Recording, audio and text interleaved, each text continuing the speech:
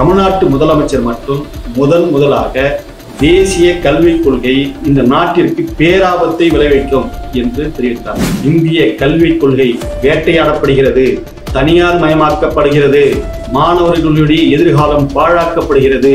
அவங்க செய்யற அநியாயத்துக்கு அத்தனத்துக்குமே தேசப்பற்று, நாட்டுப்பற்று, இந்த மாதிரியான பற்றுகள் பூரா அவங்களுக்கு உள்ள வந்துடும். காந்தியினுடைய படுகொலையை பாடப்புத்தகத்திலிருந்து நீக்கிட்டாங்க மொத்தமா. அதற்கு அடுத்து முகலாயர்களுடைய ஆட்சியை இவர்கள் முற்றிலுமாக வரலாற்றிலிருந்து தூக்கி விடுகிறார்கள். நீங்க படிக்காம லட்சக்கணக்கான மாணவர்கள் வெளியேறி கொண்டிருக்கிறார்கள். உத்தரப்பிரதேசம் படிப்பே வரல, படிக்கவே முடியல.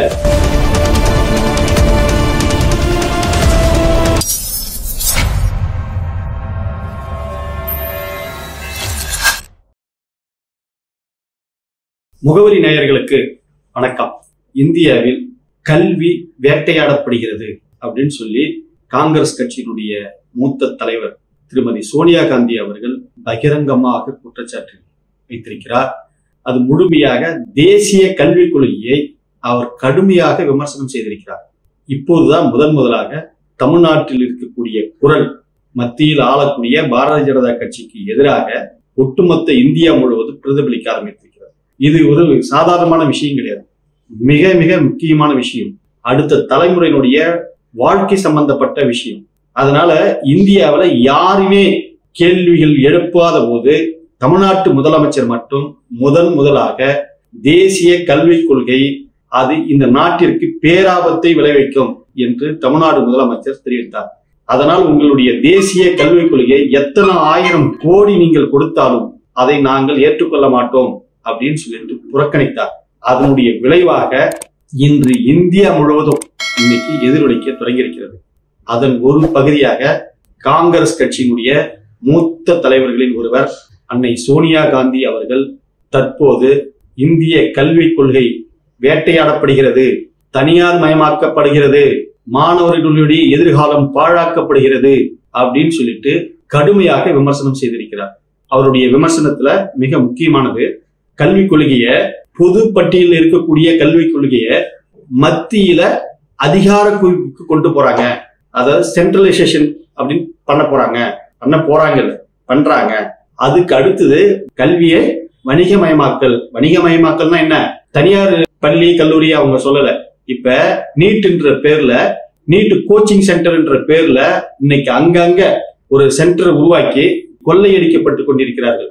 மாணவர்களை மூல செலவை செய்து வேற வழியே இல்லாம பள்ளியில படிச்சுட்டு இருந்து +2 முடிச்ச உடனே நேரா MBBS படிச்சவங்க இன்னைக்கு நீட் என்ற போர்வில அவங்க பிரைவேட்ல இருக்கக்கூடிய அந்த கோச்சிங் சென்டருக்கு போயிட்டு நமது மாணவர்கள் எதிர்கால தலைமுறையினர் மிகவும் சிரமத்துக்கு உள்ளாகிறார்கள். அதுவும் பெற்றோர்கள் லட்சக்கணக்கான ரூபாய் செலவழிக்கிறார்கள்.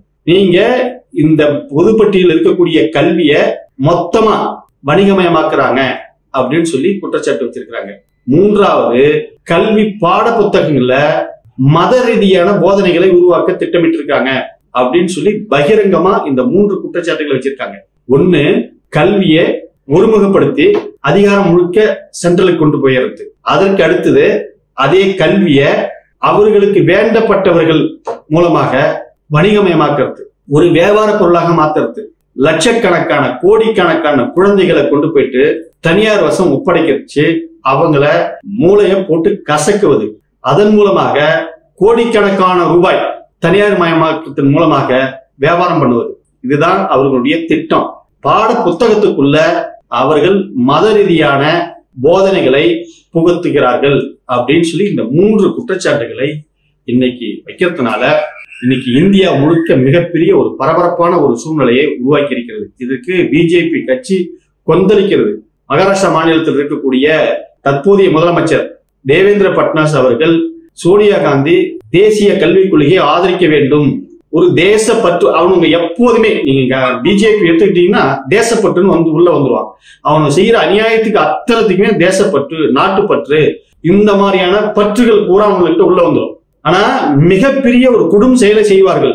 அதாவது காந்தியினுடைய படுகொலையை பாடப்புத்தகத்திலிருந்து நீக்கிட்டாங்க மொத்தமா. காந்தியை யார் சுட்டுக் கொன்றார்கள்? RSS சேர்ந்த கோட்சே என்ற ஒரு கொலைகாரன் இந்தியாவுடைய தந்தை என்று போற்றப்படக்கூடிய காந்தியை, நமக்கெல்லாம் சுதந்திரத்தை வாங்கி கொடுத்த ஒரு தந்தையை படுகொலை செய்தார். அது என்னவா மாறிடுச்சு அப்படின்னு சொல்லி கேட்டீங்கன்னா, இன்னைக்கு அந்த படுகொலை என்பதை மொத்தமாக பாடப்புத்தகத்திலிருந்து நீக்கிட்டாங்க. இன்னைக்கு மக்கள் காந்தி படுகொலை செய்யப்பட்டார் பேச முடியாத இடத்துக்கு கொண்டுட்டு போய் நிறுத்த வைக்கிறாங்க. அதையும் சோனியா காந்தி அம்மையார் அந்த கட்டுரையில சொல்றாங்க. காந்தியினுடைய படுகொலையை நீக்கிவிட்டார்கள். அதற்கு அடுத்து முகலாயர்களுடைய ஆட்சியை இவர்கள் முற்றிலுமாக வரலாற்றிலிருந்து தூக்கி விடுகிறார்கள். மாணவர்கள் தெரிந்து கொள்ள முடியாத அளவிற்கு, படிக்க முடியாத அளவிற்கு அந்த பாடப்புத்தகத்தில இருந்து அதையும் நீக்கிட்டாங்க அப்படின்னு சொல்லி சோனியா காந்தி குற்றம் சாட்டுகிறார். இது எவ்வளவு பெரிய ஆபத்து. இன்னைக்கு நீங்க தேசிய கல்விக் கொள்கைன்ற பேர்ல ஒருமுகப்படுத்தி நீங்க உங்க அதிகாரத்தை கையில வச்சுக்கிட்டு ஒவ்வொரு மாநிலத்திற்கு நீங்க பணம் கொடுக்க மாட்டீங்க. மிக மிக அவமானகரமானது அப்படின்னு சொல்றாங்க சோனியா காந்தி. தமிழ்நாட்டுக்கு கொடுக்க வேண்டிய 2152 கோடி ரூபாயை நீங்க கொடுக்காம வஞ்சிக்கிறீங்க. அது இல்லாம கல்வி சார்ந்து 5000 கோடிக்கு மேல நீங்க கொடுக்கணும். அது கொடுக்காம உங்க கல்விக் கொள்கையை ஏற்றுக்கொள்ளல அப்படின்றதுக்காக நீங்க என்ன பண்றீங்கன்னு கேட்டீங்கன்னா, உங்க வீட்டு காசு கொடுக்குற மாதிரி, ஏன்னா உங்க சொந்த பாக்கெட்ல இருந்து துட்டு எடுத்து கொடுக்குற மாதிரி ஒரு மாநிலத்தை பாரபட்சமா பார்த்து நீங்க கல்விக்கான நிதியை நீங்க ஒதுக்காம கொடுக்காம வச்சிருக்கிறீங்க. எங்க வீட்டு வரியை வாங்கிக்கிங்க, நாங்க பெட்ரோல் போடுறோம், நாங்க நிலம் வாங்குறோம், நாங்க நிலம் விற்கிறோம், எங்களுடைய வரி பணத்தை எடுத்து கொண்டு எங்க மாணவர்களுக்கு கொடுக்க வேண்டிய பணத்தை கொடுக்காம ஒரு மோசடி திட்டமான கல்வியில மிக மோசமான சூழ்நிலையை உருவாக்கி கொண்டிருக்கிறார்கள். அவர்கள் தேசிய கல்விக் கொள்கைன்னு சொல்லி ஏத்துக்க வச்சிருக்கக்கூடிய மாநிலங்களில் இருந்தெல்லாம் அந்த சொந்த மொழியில பாடம் நடத்த முடியாம, பாடம் சொல்லிக் கொடுக்க முடியாம இடைநிறுத்தல் அதிகமாயிட்டு இருக்குது. நீங்க படிக்காம லட்சக்கணக்கான மாணவர்கள் வெளியேறி கொண்டிருக்கிறார்கள். உத்தரப்பிரதேசம் படிப்பே வரல, படிக்கவே முடியல. இந்தி பாடம் அப்படின்னு சொல்லிட்டு அங்க சயின்ஸ் கிடையாது, மேக்ஸ் கிடையாது. அவர்களெல்லாம் படிக்காம இந்த நாட்டை என்ன திசைக்கு அழைச்சிட்டு போறாங்கன்னே தெரியல. வேட்டையாடப்படுகிறதுன்றாங்க. சோனியா காந்தி என்ன சொல்றாங்கன்னா, இந்திய கல்வி முறையை மோடி அரசால் வேட்டையாடப்படுகிறது அப்படின்னு சொல்றாங்க. இன்னைக்கு வட மாநிலங்கள் எல்லாமே போச்சு. மாணவர்கள் படிக்க முடியாத நிலைமை, மிகப்பெரிய ஒரு ஆபத்தான நிலைமை வட மாநிலங்கள் இருந்துட்டு இருக்குது. அரசாங்கத்தினுடைய பள்ளிக்கூடம் எல்லாம் மூடுறான். மத்திய பிரதேசத்துல ஒரு பள்ளியில வண்டேல்கண்டி அப்படின்ற தாய்மொழி, அந்த தாய்மொழியில தெரிந்த அந்த மாணவர்கள் மத்தியில இந்தியில பாடம் நடத்த போறாங்க. இப்ப இந்தியில பாடம் நடத்தும் போது அந்த மாணவர்களுக்கு புரியல, சயின்ஸ் புரியல. அங்க அந்த பாடம் நடத்த போன பேராசிரியர்கள் அந்த சயின்ஸ் பாடத்தை அவர்களுடைய சொந்த தாய்மொழியில மொழியாக்கம் செய்து பாடம் நடத்திருக்காங்க. ஆனா அதுக்கு அனுமதிக்கல. குழந்தைகளை கெடுக்கிறீங்க நீங்க, இப்பதான் நாங்க குழந்தைங்களை கொஞ்சம் கொஞ்சமா புதுப்பிச்சு கொண்டுட்டு வந்துட்டு இருக்கிறோம், உங்களுக்கு யார் இந்த மாதிரி அவங்க மொழியில யார் உங்களுக்கு பாடம் நடத்த சொன்னாங்க அப்படின்னு சொல்லிட்டு அவர்களை பாடம் நடத்த விடாமல் வெளியேற்றி விட்டார்கள். இப்ப என்ன அங்க நடந்திருக்குது அப்படின்னு சொல்லி கேட்டீங்கன்னா, சின்ன சின்ன குழந்தைங்க 2வது 3வது 5வது படிக்கக்கூடிய அந்த குழந்தைங்களை அவங்க சொந்த தாய்மொழியில பாடம் நடத்தாம இந்தியில பாடம் நடத்துறதுனால ஏற்படக்கூடிய விளைவு, அவர்கள் புரியவில்லை என்று பள்ளியை விட்டு வெளியேறுகிறார்கள். அங்க இடைநிறுத்தல் அதிகமாகிக் கொண்டிருக்கிறது. பிஜேபி ஆட்சிக்கு வந்த கடந்த 11 வருஷத்துல படிக்காதவர்களுடைய எண்ணிக்கை, பள்ளியை விட்டு வெளியேறும் மாணவர்களுடைய எண்ணிக்கை அதிகரித்துக் கொண்டே இருக்கிறது. அந்த திட்டத்தை தமிழ்நாட்டுக்கு கொண்டுட்டு வரணும்னு பிஜேபி துடிக்குது. இங்க நாம கல்வியில எந்த நிலையில இருக்கிறோம் அப்படின்னு சொல்லி கேட்டீங்கன்னா, தமிழ்நாட்டை சேர்ந்த பிள்ளைகள் 99% பள்ளி படிப்பை படிக்கிறார்கள். நாம இன்னைக்கு வீட்டுல இருக்கக்கூடிய குழந்தைகள் எல்லாம் தூக்கிட்டு வந்து உள்ள பள்ளிக்கூடத்துல உட்கார வச்சு பாடம் நடத்திட்டு இருக்கோம். வேலைக்கு போக விடாம தடுத்து பள்ளிக்கூடத்துக்கு கூட்டு வந்துட்டு இருக்கிறோம். ஆனா அங்க பள்ளிக்கூடமே படிக்க முடியாத வெளியேறி கொண்டிருக்கிறார்கள். இந்த ஆபத்தை தமிழ்நாட்டில் கொண்டாந்து திணிக்கணும், தேசிய கல்விக் கொள்கையை கொண்டாந்து நம்ம தலையில திணிக்க பிஜேபி அரசு முயற்சி செய்து கொண்டிருக்கிறது. இதை ஆதரிக்கக்கூடிய இங்க இருக்கக்கூடிய சில அரசியல் கட்சிகள், தற்குறி கட்சிகள், அது பேர் அந்த அரசியல் கட்சிகள் சொல்லக்கூடாது. அது தமிழ்நாட்டினுடைய இளைஞர்களுக்கு, மாணவர்களுக்கு துரோகம் செய்யக்கூடிய அரசியல் கட்சிகள். பாரதிய ஜனதாவுக்கு ஆதரவாக இருக்கக்கூடிய கட்சிகளும் தமிழ்நாட்டுக்கு துரோகம் செய்யக்கூடிய கட்சிகளாக வளர்ந்து வந்து கொண்டிருக்கிறது. அதனால் இந்த எதிர்காலத்துல இந்த மாணவர்களுக்கு பெரும் ஆபத்து நடக்க போகுது. அததான் இன்னைக்கு இந்தியாவில சோனியா காந்தி உட்பட எல்லாமே இன்னைக்கு கண்டிக்க தொடங்கி இருக்கிறாங்க. தேசிய கல்விக் கொள்கை மிகவும் ஆபத்தானது, அதை அனுமதிக்க கூடாது, எதிர்த்து இன்னைக்கு குரல் கொடுக்க ஆரம்பிச்சிருக்காங்க. இதற்கு காரணம் தமிழ்நாட்டினுடைய முதலமைச்சர் முதல்ல தேசிய கல்விக் கொள்கை எங்களுக்கு வேண்டாம், நீங்க 2150 கோடி இல்ல 10,000 கோடி கொடுத்தாலும் எங்களுக்கு உங்க கல்விக் கொள்கை எங்களுக்கு வேண்டாம் அப்படின்னு சொல்லி ஸ்ட்ராங்கா உறுதியா எடுத்த நிலைப்பாடு இன்னைக்கு இந்தியா முழுக்க அது எதிரொலிக்க தொடங்கி இருக்கிறது.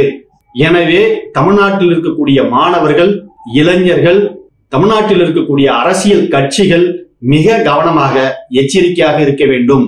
தமிழ்நாட்டில் இருக்கக்கூடிய இந்த அரசியல் கட்சிகள் கொஞ்சம் இடம் கொடுத்தாலும் மாணவர்கள் இளைஞர்களுடைய எதிர்காலம் மிகப்பெரிய அளவுக்கு பாதிக்கப்பட இருக்கிறது. இந்தியா முழுக்க அவங்களுடைய மோசமான நிலையில கல்விக் கொள்கையை அமல்படுத்தி இந்தியாவில் இருக்கக்கூடிய இளைஞர்களை, பெரும்பாலான இளைஞர்களை வாழ்க்கையை பாழ்படுத்திட்டாங்க.